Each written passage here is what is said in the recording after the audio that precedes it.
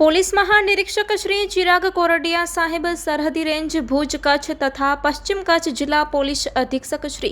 વિકાસ ચુંડા સાહેબ નાઓ તરફથી જિલ્લામાં ટ્રાફિક નિયમન જળવાઈ રહે તે હેતુથી ટ્રાફિકના નિયમોનું પાલન કરાવવા અને નિયમ ભંગ કરતા વાહન ચાલકો વિરુદ્ધ કાયદેસર કાર્યવાહી કરવા માટે સૂચના આપેલી હોય, જે અન્વયે પ્રાંત અધિકારી સાહેબ શ્રી નખત્રાણા વિભાગ તથા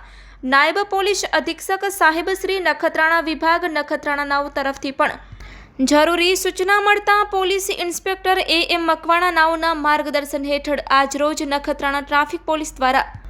મેઇન રોડ નખત્રાણા માતાના મઢ હાઈવે પર નખત્રાણા બસ સ્ટેશન સામે ટ્રાફિકને અડચણરૂપ તથા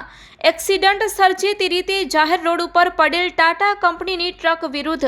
ભારતીય ન્યાય સંહિતા કલમ 285 મુજબની કાર્યવાહી કરવામાં આવેલ છે। આરોપી છે જુસબ ફકીર મામદ કુંભાર,